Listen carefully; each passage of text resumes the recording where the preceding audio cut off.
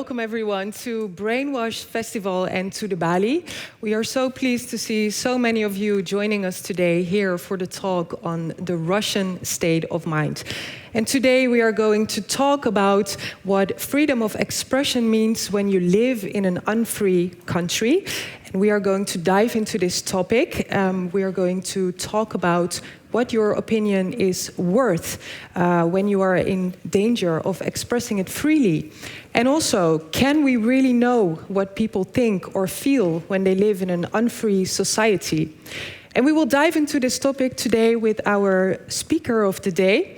She is a renowned and famous political scientist. She's a very important voice of liberal Russians worldwide. And personally, I'm a big admirer of her work. Please give a warm welcome for Ekaterina Schulmann. Thank you.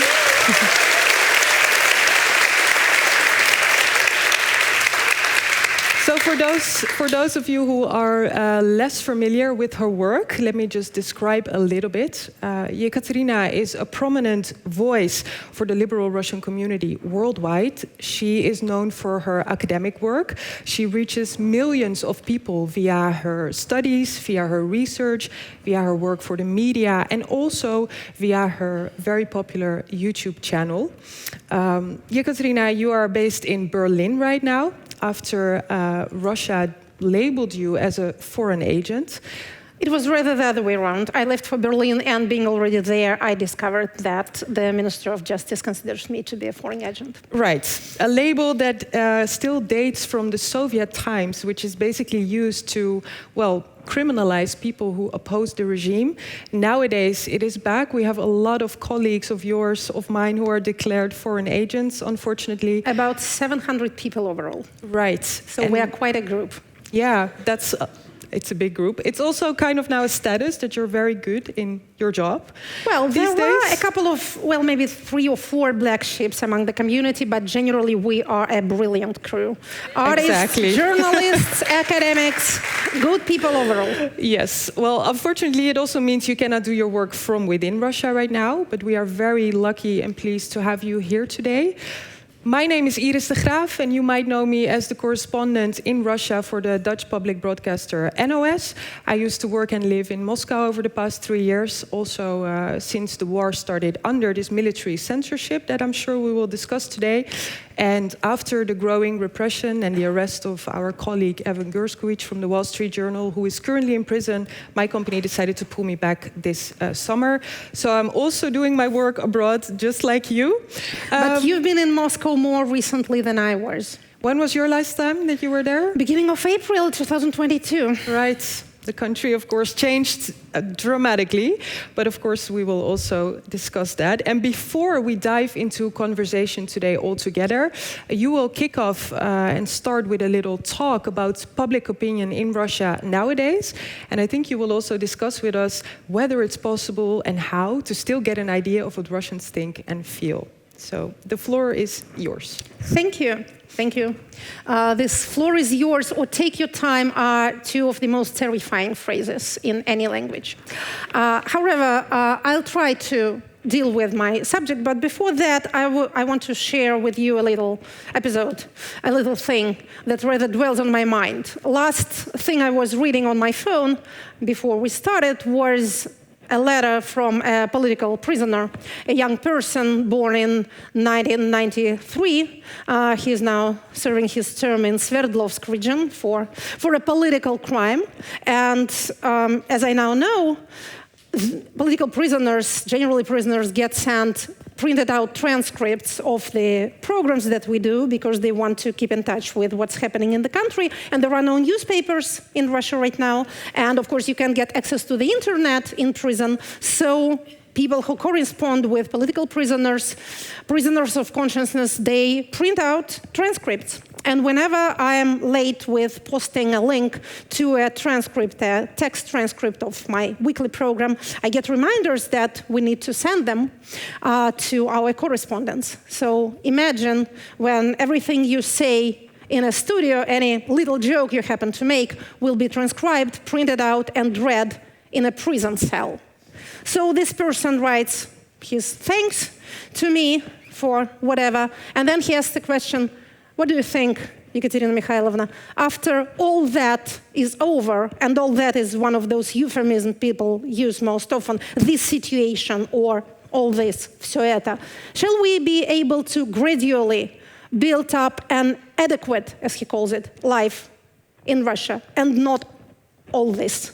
By all this, he of course means the situation he finds himself in.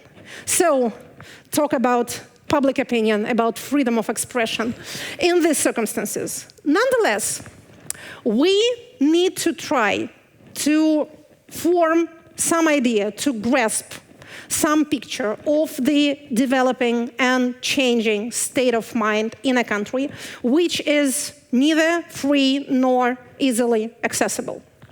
Two questions are asked most often when we deal with polling results in Russia or indeed in any other non-free country. First, is it possible to even try to get to know what people are really thinking? And second, if it's not a democracy, if it's a dictatorship, or as we political scientists call it, a personalist autocracy, therefore people's opinions do not matter in a way they matter in a democracy. So why even bother? Is it important what people think if they have no leverage? So let us try to, if not answer, at least approach answering those questions. Can we get to know what people think? First and foremost, what is called low response rate is not uniquely Russian, but an international problem. People generally don't want to bother answering questions, especially political questions. A person in any country is not bound to have stable political opinions. Many people begin to form an opinion when they're asked a question, or they just don't want to answer this question at all. Our American colleagues consider 30% response rate as normal. What does it mean? It means that out of every 10 people you approach, you as a pollster, 7 people refuse to talk to you. So you have opinion of 3 out of 10. Whenever you are told this percentage of populace, of a nation, of the people think this and that, just keep in mind response rate. In case of Russia, in the first months of the invasion, of the full-scale invasion, our response rate was between 5 and 7%. So more than 90% of all people approached by the pollsters refused to talk outright. Sometimes they refuse in the beginning, sometimes they stop talking when questions become political, which is only natural. If you have full-blown military censorship, as in legislation, to ask a question, do you love the president as he deserves to be loved, or do you want 15 years of penal colony, gives you very expressive, but perhaps not very informative results. Nowadays, right now, response rate is a little bit higher. People have adapted to this new situation. And by a little bit higher, I mean, and here I'm quoting response rates as published by an independent sociological entity, Russian Field, to which we are adapted by some of the information I'll be sharing with you. So their response rate currently is 16.7%, which is, again, better than 5, but it's not even 30. So there's this one problem. There's the second problem. If you ask a direct question, you get most often just repetition of the latest TV propaganda. This is for 2 reasons. First, I have mentioned it, is downright fear of consequences. There have been cases of people prosecuted for participating in a street poll. Why? Because their faces were shown. It was done by, I think, Radio Freedom, Radio Free Europe.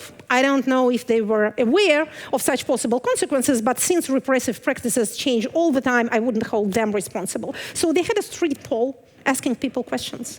And since it's videotaped, you can actually find a person. So there's direct danger first. Second, there's the thing called by sociologists the spiral of silence. And this is an important concept which I want to talk a bit more about. Many people consider who are acquainted with this term at all, that spiral of silence means that people have one opinion, a person has one opinion, but says the opposite thing out of fear. Actually, spiral of silence is not exactly this.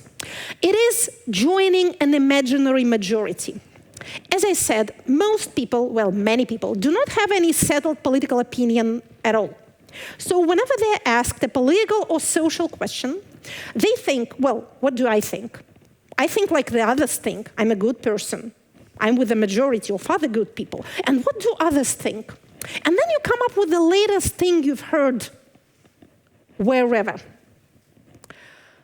And you say it. The next person hears you and repeats it because he considers or she considers it the opinion of a majority. And then the next, and then the next. That's why it is called a spiral, because it grows wider and wider. Any state is aware of this, but a repressive state is doubly aware of this, because in a modern autocracy, its whole self-preservation depends on civic passivity. It depends on the idea that the whole people are united around the leader, around a certain concept of patriotism or whatever. And if you think differently, you are a marginal, bad little person. And what is even more important, you are all alone. So a person thinks, I'm against this whole thing, but if I say it out loud, my neighbors will tear me apart. And his neighbor, whom he is afraid of, thinks the same of him or her. This is how it works. So in this environment, how do we, again, begin to form our idea of people's opinions? As I said, it's complicated, but it's not hopeless. What do? First, we use a multiplicity of data. We cannot afford to form our estimations on any single parameter, on any single poll. Generally, even in peaceful times, even in free society, the most useful thing sociologists do is they provide the so-called long rows. Same question asked for 10 years, 20 years, 2 years. And then you can see the dynamic. No figure means anything as a standalone. We are often asked to comment on the latest polling results. 38% of people said this and that. What does it mean? It means nothing. The only thing that it has meaning is not static, but dynamic. Not the level, but the trend. So we are watching the trends. And here, even simplistic questions like, again, do you love the president with all your heart? Show something. So this is first. Second, we try, and our colleagues in polling services try to formulate their questions in such a way as to make it, well, less scary for the respondents to answer. I'll show you an example quite soon. So we also watch answers to non-political questions. Consumer optimism, consumer behavior, anxiety levels, opinions on the best future for the children, or values that are important for you, values that you think Russia's future should be based on. I'll show you those too. And then we have all those many bits of puzzle. And we try to combine them to form some sort of coherent picture. It's tricky, and there's always a chance that the same pieces can be combined in a different way to form a different picture. Therefore, you won't find much unity of opinion even among the expert community, inside and outside of Russia. And by the way, I said we cannot afford to base our conclusions on any one result, nor can we afford to dismiss anything. If some sociological service is pro-Kremlin and the other is an organization foreign agent, there are physical persons foreign agents like myself, and there are organizations and NGOs foreign agents. So one of the oldest and most respected Russian sociological services, Levada Center, is a foreign agent, has been since 2013 for 10 years. Therefore, by the way, they can't do electoral polling. They can't ask questions related to elections, which is no great loss in case of Russia. Not much meaning in this anyway. So we cannot say FCIOM, the All Russia Center for public opinion, is pro-Kremlin, therefore I won't look at their results. Or this is Levada, they're foreign agents, therefore good people, I will form my estimation based on them only. Again, we cannot afford that. FCIOM is a, well, weird company, but it's a big one, and most of the people there are qualified sociologists, so sometimes they have useful results there as well. I will also put a kind word for one of my favorite sources of sociological information, the Institute of Sociology of the Russian Academy of Sciences. They are not political, but they do long-term surveys on various types of social markers. I would even say they ask philosophical questions, which is not useless. So I use their data as well. So coming back to the most toxic question of all, attitudes towards the war. Very roughly speaking, by today, by October 2023, we have, and we've had for some time, approximately 3 groups of people. The so-called pro-war, the militarist camp. People who not just support the war, because supporting the war often means passive loyalism. This is what authorities do, they know best, so it's their thing. But the militarist camp is those who support the war not because it is Putin's war, but because they like the war as it is, and who would not approve of a peace agreement. So here we have them. The gray line. Those who would not support Putin's decision to withdraw troops and start peace talks without reaching military goals. So we see how by July 2023, their number dwindled from 47% overall to 39%. I personally think that the most important movement in this respect happened about the end of last summer, beginning of autumn 2022, when the militarists and the loyalists parted ways.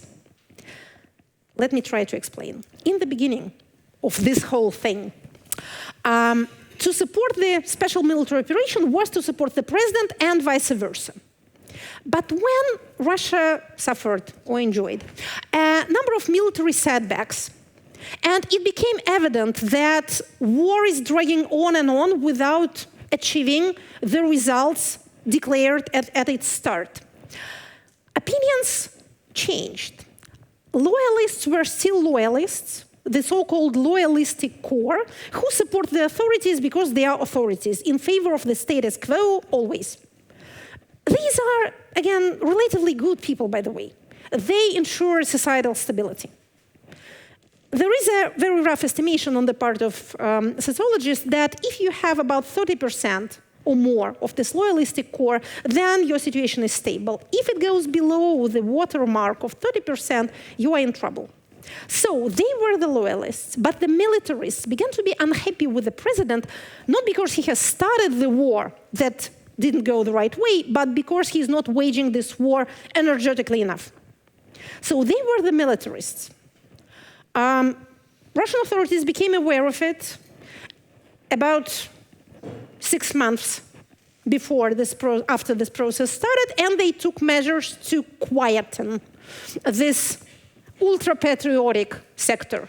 2 of the most prominent voices in this strata were Yevgeny Prigozhin of the blessed memory and Igor Strelkov, now in Lefortovo prison. So Prigozhin is dead. So one is dead, another is in prison. It's not just liberals that an autocracy is after. It doesn't need any self-organizing activity, even in its own support. So you see that the number of those who would support the decision to withdraw troops is relatively stable, while the pro-war camp is losing momentum. Why? Well, for self-evident reason, the war is not getting anywhere much. It is still, it has been for some months, the single most important parameter in determining a person's attitude towards the war being age. So 55 plus, almost, well, the majority of people aged 85 plus are pro-war. They are TV watchers. Their main source of information is TV. There's another factor. Well, age is, again, the single most important. Nothing else matters that much.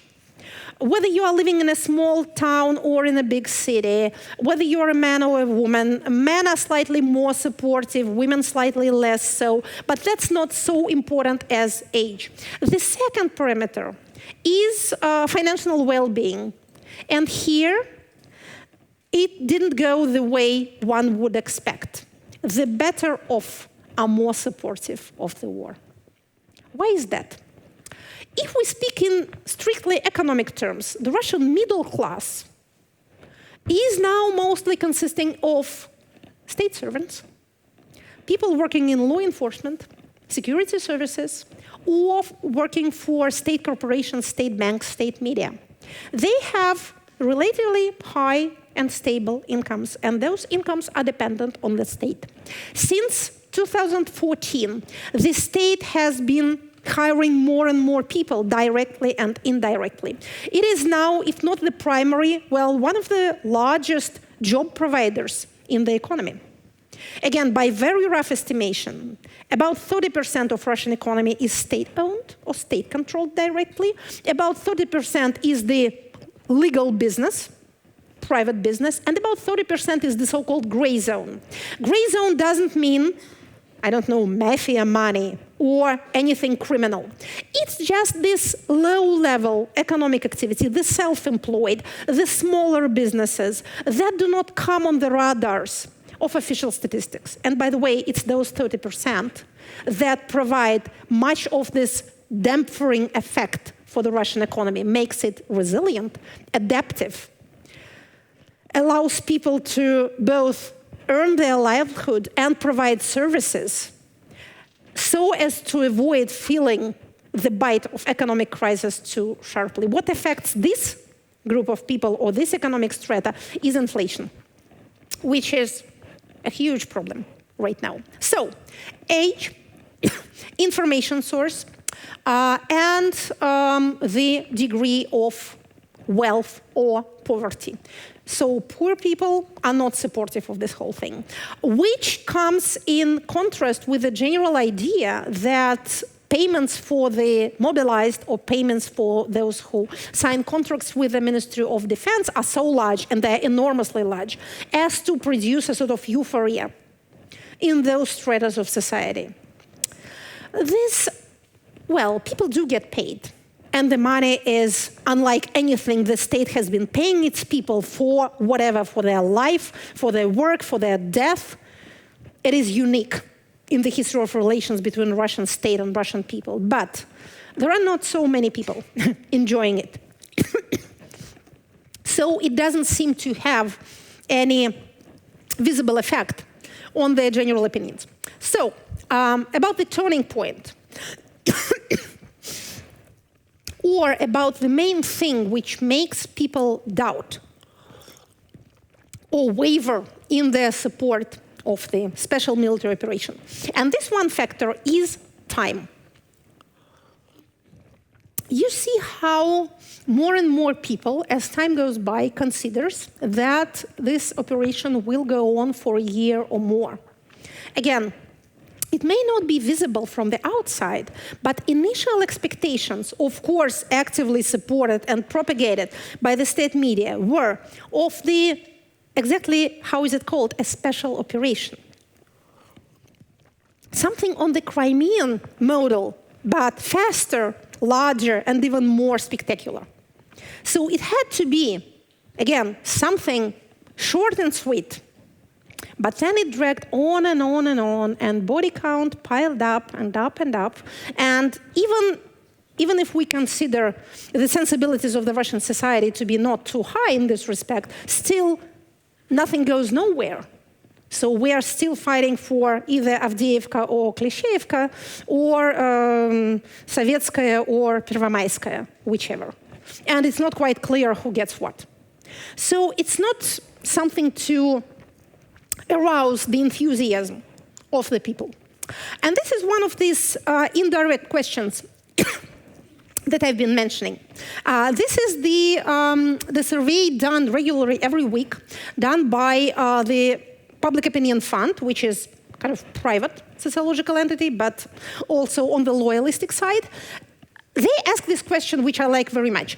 What mood do you think prevails among those around you? Calm or anxious? Why is it a good question?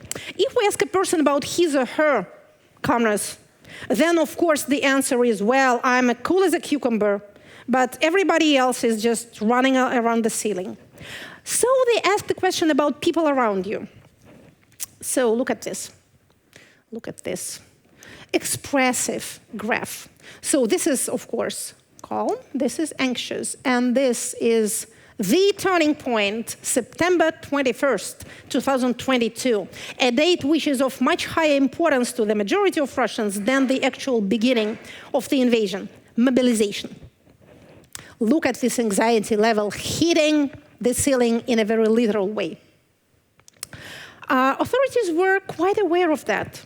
By the way, do you remember how long the so-called active phase of mobilization started? I had to check it recently for one of my publications, and I was surprised to see that it was actually declared over on the 17th of October. So it lasted less than a month. And see the overall results. So this is September. This is the middle of November, 2022. And this is next. 2022, November. You see we still have anxiety. Then it goes a bit down in March, seems to be quiet time. Then spring and summer seasons are very important for a Russian. We are usually in a better mood when the weather is warmer. Also, higher vitamin consumption, does this to you. Vitamin D is always in deficit in Russia. So, but I must say that this is the middle of October, 2023. We have not yet reached the pre-mobilization anxiety levels. Right now, we are, again, a bit more stable than we previously were, but look at these lines overall. They look like a cardiogram of a person having a heart attack. It's not normal. You can't live like that for a long time. Well, you can, but it's not good for you. It's not good for your overall health. It's not good for the societal health.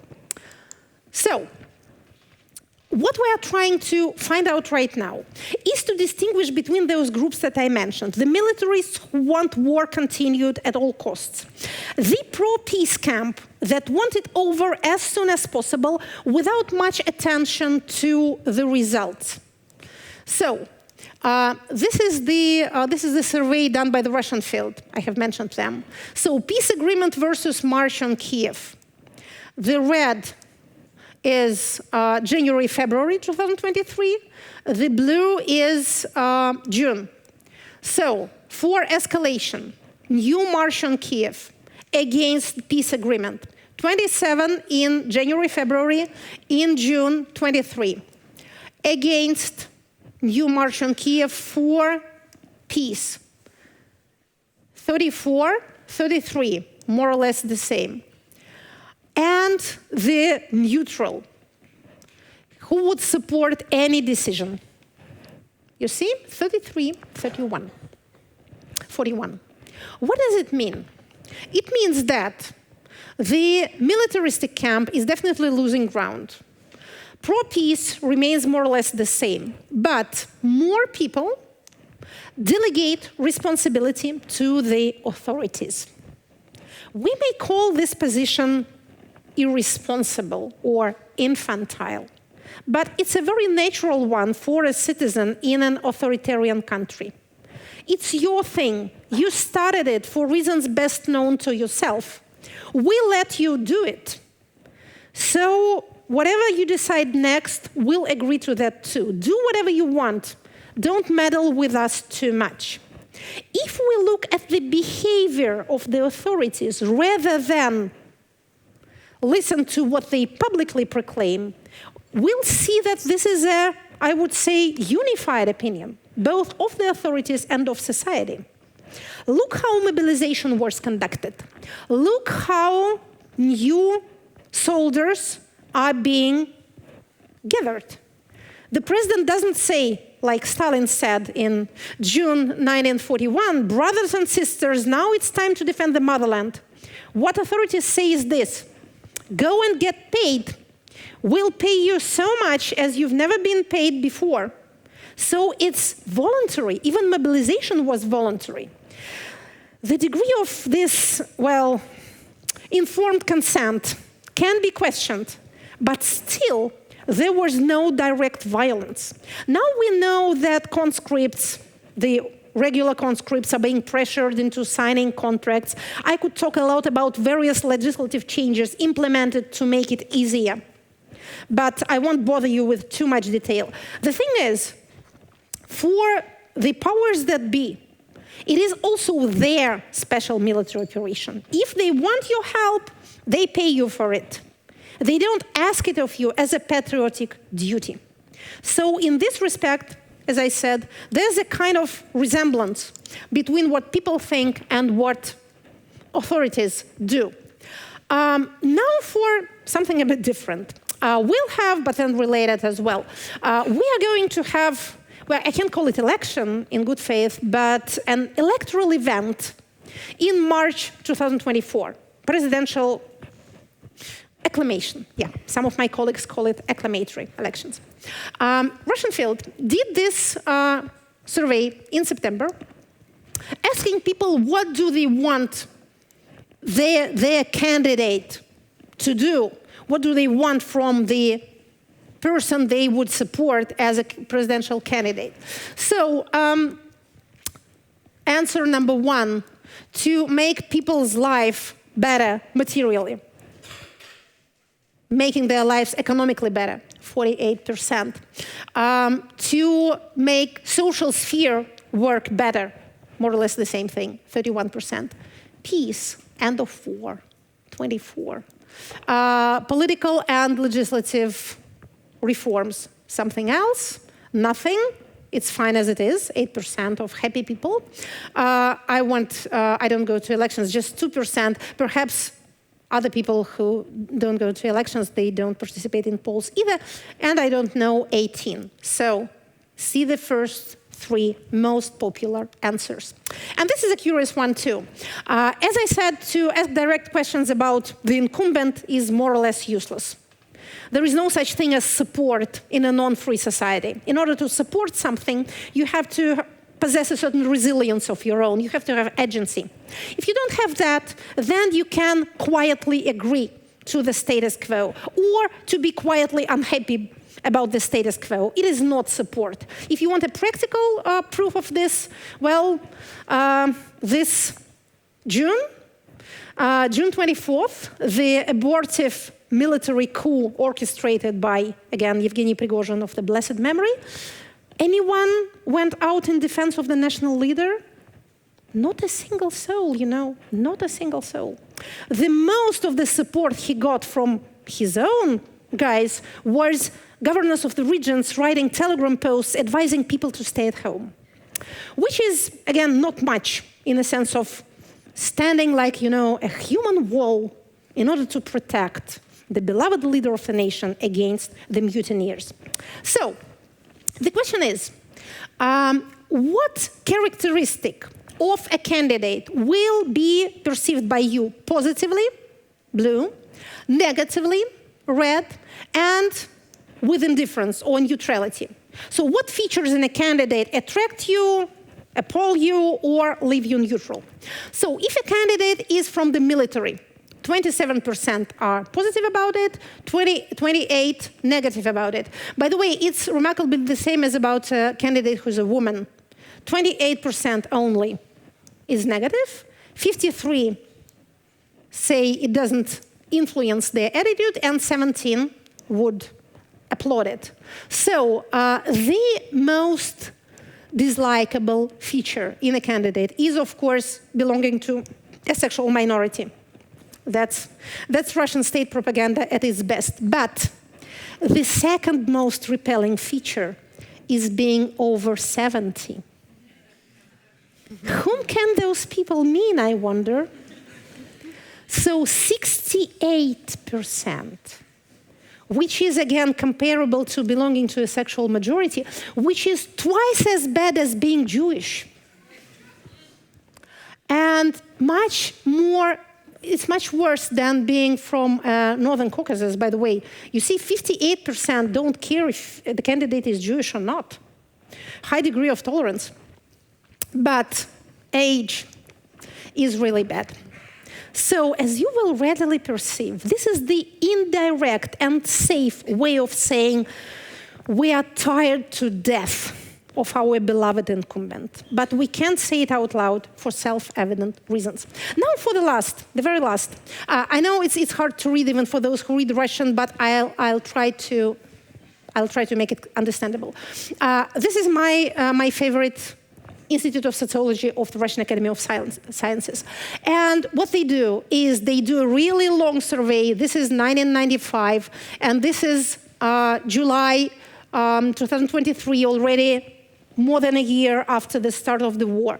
They ask this question: what values you think should be the basis of, the question is also curiously formulated, policy for reviving Russia, which kind of implies that the country needs to be rebuilt. So, just look at this last column. 3 most popular values. Number 1, and it has, I think, almost always been the most popular one, justice. Justice, справедливость, it's one of the most complex terms in Russian language. It's a kind of umbrella term. It can mean different things. We Russians know, in every given situation, instinctively know what is справедливо and what is not справедливо. Sometimes it means justice. Sometimes it means exceptions from justice. Sometimes it means equality. Sometimes it means an exception. Sometimes it means mercy. Sometimes retribution. But again, it is important to a Russian mind, this justice or fairness. Number 2, peace. You see, 33% in 1995, almost the same number, 29% in 2023. It was way less popular in the rich and quiet 2000s. Number 3, order, Ordnung. 21%. It was more popular in the 90s. Now people are a bit fed up with this kind of thing, but still it is popular, on the same level of popularity, and you see growing human rights. Human rights, number 4. Now let's look at the bottom of this table. This is державность, oh my God, how to translate it? Statehood, the greatness of the state. 7%.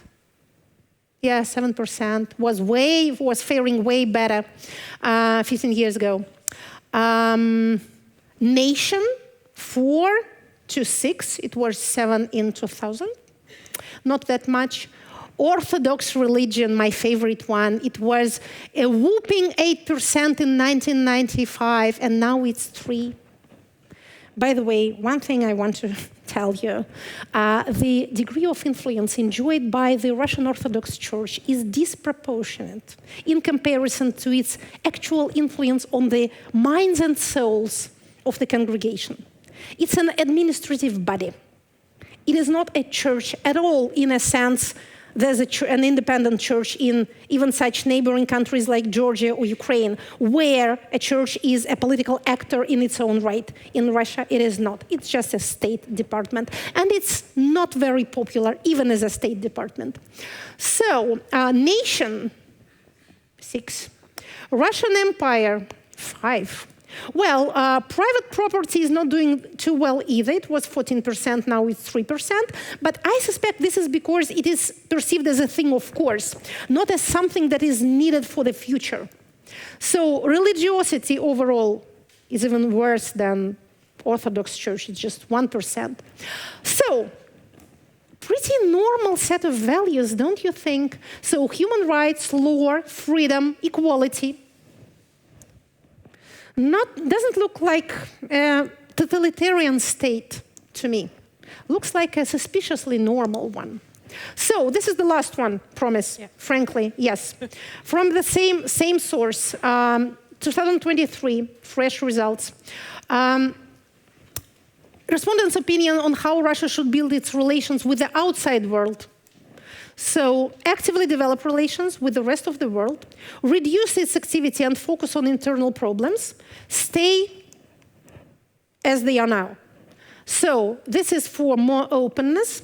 This is for more isolation, but not more external aggression. This is for things as they are. So things as they are not that popular. The most popular answer is actively develop relations with the rest of the world. And 30%, less than it was in 2016, by the way, is focus on our own internal problems. And this is one last thing I want to say. If we do have some sort of regime change or regime transformation, and this imperialistic craze goes away with this very specific generation which mostly supports it, and it's not just 55 plus, it's rather 70 plus, to be frank. So when this goes away for natural reasons, we may look forward with whatever emotions we may have about it to some sort of Russian isolationism. I suspect that foreign adventures of any sort will be heavily compromised by the results of this special military operation. And Russia will try to kind of concentrate on itself. There is, sad for, as it is for many of us, there is a rather widespread idea that the outside world is not friendly to Russia. It is so popular because it corresponds to the atomization and low trust levels within the Russian society. And we are notoriously low trust society. Both institutional trust and interpersonal trust is low. Low as compared to other countries with comparable level of urbanization and economic development. So people don't trust each other, nor do they trust institutions. It's natural for them to assume that all the world outside is constructed in the same way. So everyone for himself, no one wants anything good for us. We have to concentrate on ourselves. This is, as I said, a much more popular, much more widespread notion than the aggressive imperial one, which is supposed to have such a hold on the imagined Russian mind. On this, I will stop, and thank you very much indeed for your patience in trying to consume this whole wealth of statistics. I'll be ready to answer your questions, should you have any. Thank you very much.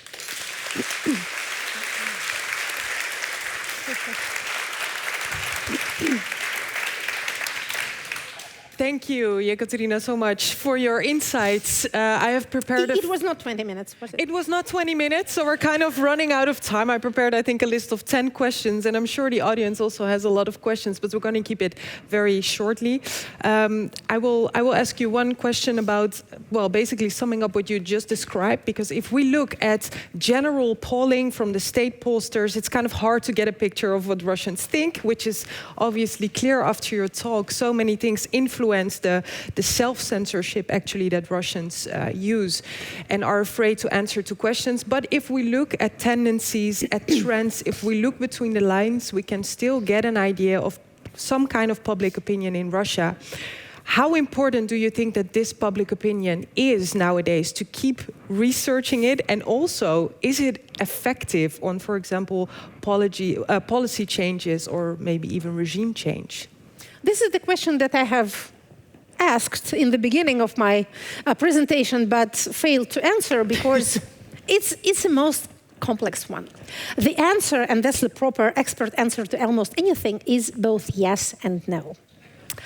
Russia is not a democracy. Therefore, you can't change a government on the next elections if your opinions have changed.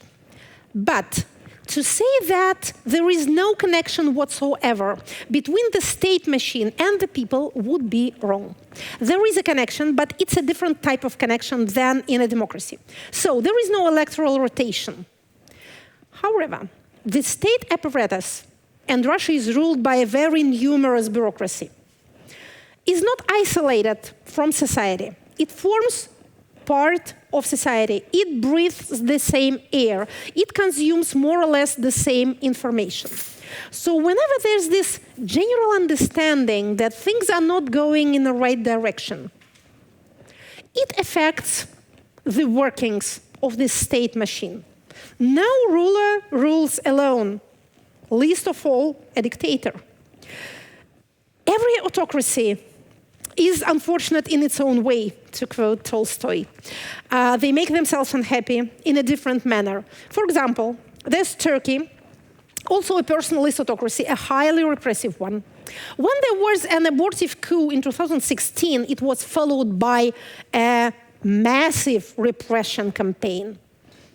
Tens of thousands of people were arrested, imprisoned. There was a very real purge in the military, state service, education, cultural sphere.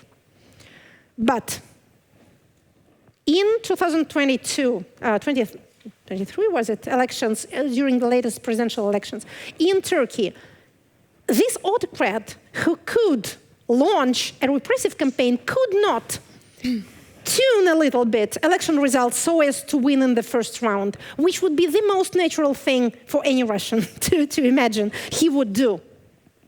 The same in Russia. You can start a war, but you cannot introduce and implement quarantine measures that the most liberal democracies of Europe could do.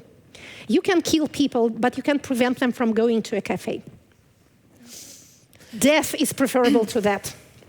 So whenever there is something that people really don't like, again, we all would wish they would dislike going to a useless war with a neighboring nation. But they, for example, are suspicious of QR codes being implemented in legislation. And when the government is aware of that, they put their own bill on a shelf. They do not proceed with it, so as not to irritate the people too much. So there's always this testing of ground going on. By the way, one of the downsides of not having real elections is that you become absolutely crazy about trying to understand public opinion. The Kremlin is doing their own polling 24/7. Yeah. They use the same results that we have. They conduct the so-called secret polls. And now there's a campaign to, I think, question every citizen of Russia in advance of the presidential elections. So again, there is an influence, but it is not direct, and it is very complex indeed. Yeah. I just got a very strict look from the host. I have 1 minute left, and I want to give the audience an opportunity to ask at least one question. So is there anyone who has a question that cannot wait before we have to wrap it up? We need way more time, I know, but... It's a complicated subject. It is. If there is nobody from, then I will just take... yeah? Oh, great. Let's go for it. In 1917, the regime was changed when soldiers turned around and stopped fighting. Do you think that there's a chance that the conscripts in Russia will spontaneously begin to refuse to fight in the war? It is true about 1917. Most of the soldiers then were from the peasantry, and they had to return extra fast to their native villages because a land change was going on. The bits of land were re-established among different owners, so they had to be there to see their families are not dispossessed. Today, not so many people are in the army on the front lines. It's incomparable numbers. It was millions against hundreds of thousands of people, and they are no longer from the peasantry. They are from the poorer regions mostly, but they are town dwellers and they are being paid. This is a very important difference. I don't like historical analogies at all, because we tend to draw those parallels, but we focus on resemblances, while the most important things are the differences. Societies change, economic models change. But what is, I think, what can be drawn justly as a kind of parallel with the First World War is this war fatigue. It settles in around 2 years after the start of the hostilities. For a big country, it usually has enough stamina to adapt to these war conditions. But after the second year, they kind of become tired of it, especially if, unlike in the Second World War, there are no results. And this war is now mired in what has been called the trenches war 100 years ago. So here I would grant you a resemblance. Yeah. Guys, I think I have to wrap it up, unfortunately, for today. I wish we could have gone way more in discussion with you, but let's give a big applause and a big thank you for Ekaterina Schulmann.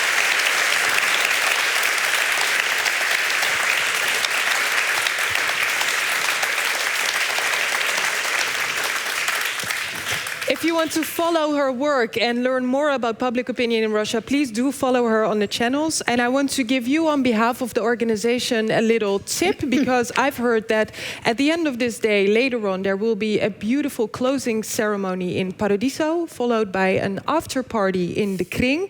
So we all invite you to be there. Thank you so much for joining us today for this moment, and thank you all for coming here today. Thank you for the opportunity.